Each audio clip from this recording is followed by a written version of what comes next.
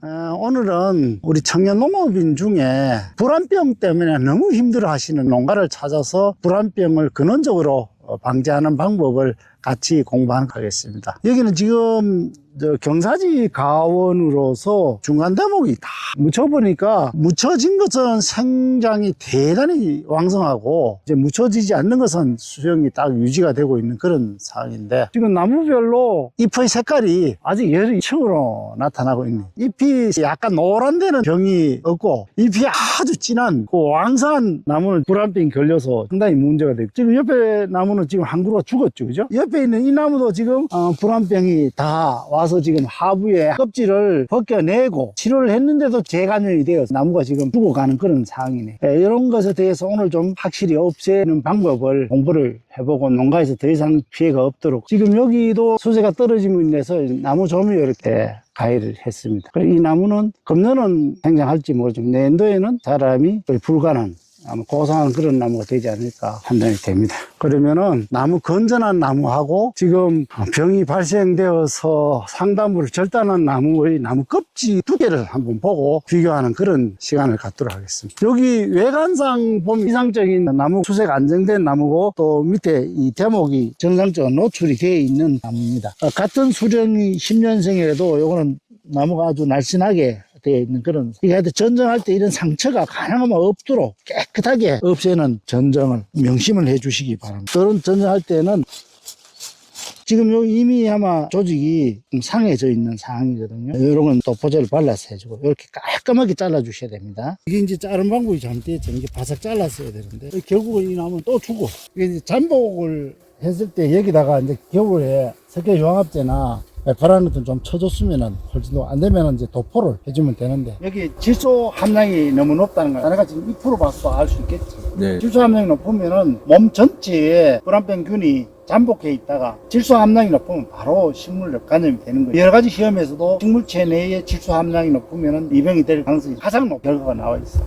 근데 지금 여기 나무 수피를 보면은 불안병이 많이 올 수 있는 조건, 껍질이 엄청 두터워. 껍질이 두텁다는 얘기는 양분이 지나치게 과잉이 돼 있다는 증거거든. 이 녀석들은 껍질이 두터우면은 자기의 균을 옮겨가면서 갖다가 낙산 발효를 해. 썩어서 자꾸 넘어가게 한다고. 그래서 자기가 이 병이 돼 가는 거예요. 근본적으로 여기에 더 이상 병이 진전되지 않게 하기 위해서는 질소를 이제 한 통도 안 줘야 돼. 완전히 빼버려야 되지. 불안병은 사물기생입니다. 죽은 조직이면 반드시 들어가기 때문에 죽은 조직이 없도록 깔끔하게 잘라주셔야 돼요. 불안병이 여기 이렇게 다 파고 들어왔죠.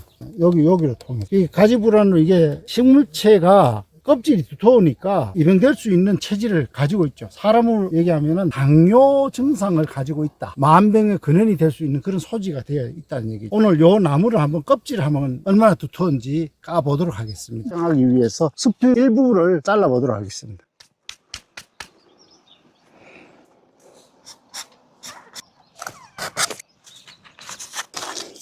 수피를 보면은 여기는 가로서 흰 점들이 엄청 많습니다. 이 바탕색이 약간 푸른 기운이 있습니다. 그리고 안에 잘라보면은 목질부가 함몰되어 있는 증상들이 보입니다. 이것은 이제 나무가 1년에 자람이 아주 왕성하게 이루어지고 있다는 증거죠. 이런 나무들이 불안병에 감염될 가능성이 아주 높습니다. 이런 부위에 보면은 수피 색깔이 아주 푸른기가 아주 강하게 진하게 되어 있죠. 이런 상태가 질소를 많이 함유하고 있다는 것을 알 수 있는 겁니다. 이제 여기를 보면 나무 색깔이 훨씬 저쪽 나무보다 상당히 색깔이 밝은 색깔이죠. 푸른기가 상당히 적죠. 그러면 이건 질소 함량이 적다는 얘기입니다.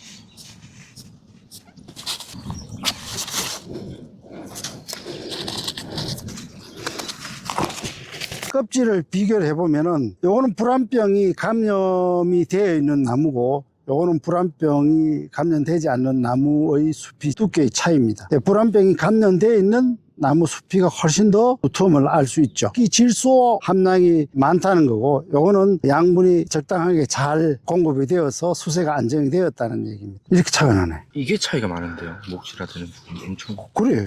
요 하얀 부위가 이 부위가 이제 목질화가 되죠. 목질화가 많이 된다는 건 나무가 해마다 많이 굵어진다는 것을 알 수 있죠. 조전이 잘 되는 나무는 이 목질화가 되는 이 부위가 좁고, 과실이 충실하지 못하고 왕성히 자란 나무는 이 부위가 목질화가 되고, 껍질을 보시면은 사과가 잘 달리는 부분은 이 요철이 적습니다. 근데 달리지 않는 나무는 이렇게 요철이 아주 심합니다. 그래서 육안으로 봐서는 확 드러나진 않거든요. 촉감으로 알 수 있는데, 이것이 이제 우리 형태적으로 봤을 때 나무가 왕성히 자란 나무하고 안정이 되어 있는 나무하고 수피의 모습으로 판단할 수 있는 기준이 될 수 있습니다. 이것이 또 불안병의 감염에서 발병이 잘 될 수 있는 조건하고 되지 않는 조건을 구분할 수 있는 부분이 되죠. 자, 이거는 지금 제자리에 다시 붙여놓으면 그대로 삽니다. 테이핑이 있으면. 요게 2년차, 여기 3년차, 그래 세 번째 깎았다고요? 깎으면 그 부위가 특별하게 유백석으로 하얀비에서도 조금 더 깎아서 해야 되는데, 나무 수피가 얼룩이 있다든지 색깔이 들었다든지 이거는 그 안에 균이 들어가 있다든지, 그리고 나무 필 때 한 20에서 30cm 밑에 자르라는 이유. 불은 불안병이 발생되어서 배낸 자리입니다. 방치해놨죠. 가수원에서 초과를 하든지 멀리 이동을 시켜야 되는데, 또 15도에서 20도 정도 되면은 여기에서 지금까지 이 자실체가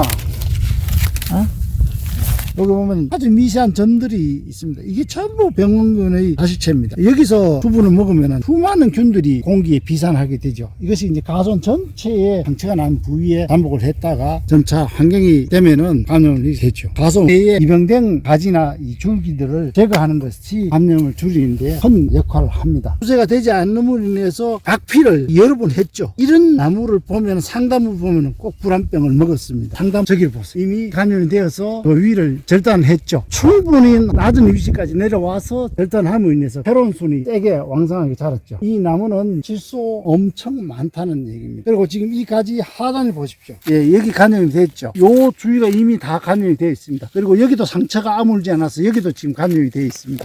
이 하단이 지금 다 감염이 되어 있죠. 닭살처럼 되어 있죠. 이게 이제 감염되면 이 가지에 양수분 공급이 되지 못함으로 인해서 이제 죽어가고 있는. 그리고 여기 수세가 떨어짐으로 인해 가지고 같이 갈반병균도 이렇게 감염이 되어 있네요. 여기 얼룩이 있고 이런 것들은 다 갈반병 감염이 되어서 양수분이 공급되지 못해서 서서히 죽어가고 있는 그런 모습입니다. 놔두는 방법이 하나의 방법이야. 만약 하단에 나무가 이제 죽었으면 하단에 이제 불안병이 와가지고 이게 죽어버리면은 요 순을 가지고 위쪽에 젖을 붙이면 이제 다리 교잡이 될 수 있어. 아니, 이 녀석이 여기 속이 다 비었나? 왜 이렇게 병이 많이 와. 사람은 골다공증인가? 내가 봤을 때 살찐 사람이 당뇨병 온 것 같아. 그러면 아마 병이 옮겨갈 때는 우리 무정균이 물이 많으면 옮겨가거든요. 균이 봄에 봄비가 많이 오면 불안병이 상당히 성합니다.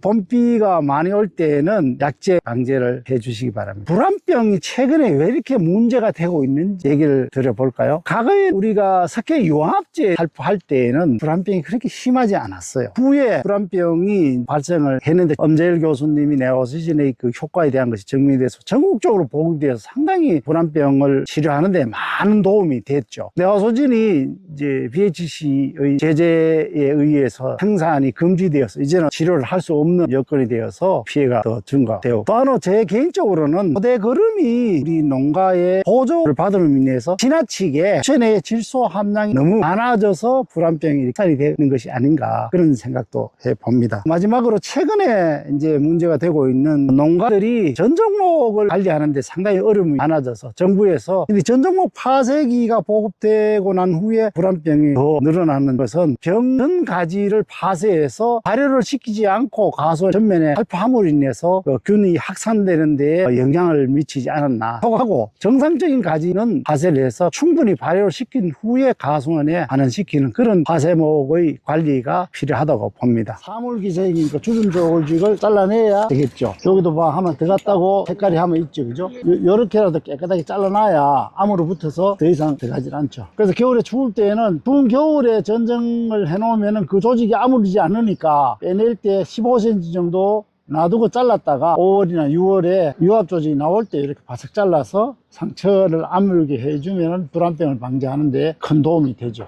15년생 된 나무인데 여러 군 불안병균이 다 감염이 되어 있습니다. 전정에 여기를 통해서 전체가 감염이 되어 있고 또 이 뒷부분도 감염이 되어 있고, 그래서 이런 것은 상처가 목줄 보고 이렇게 터져버렸죠. 영하 10도 이하의 조건에서 전정을 하면은 이 상처 부위가 아물지를 않습니다. 불안병이 심한 가수원에서는 전정할 때에 가능하면은 2월 말이나 3월경에 전정을 좀 늦게 해서 상처가 아물 수, 위에 것은 온도가 높아지는 시기에 전정을 하면 같은 나무에서도 유압되는 정도가 이렇게 크게 차이를 느낄 수 있으므로 사과를 수확할 때에 이 과실 진입을 해서 가지 불안이 이루어지는, 수확할 때는 이 꼭지가 반드시 떨어질 수 있도록 유목기 때에 수성 페인트를 내부용으로 꼭 칠해주세요. 1m 20 전후를 칠해주면 불안병도 막고 전문이 썩은 병에 의해서 가지가 죽는 거 있고, 동해를 방지하는 조건으로 수성 페인트를 페인팅하죠. 월동 직전에 바람으로 인해서 3가지를 합리 방지하는, 방심하시고 관리를 해주시고,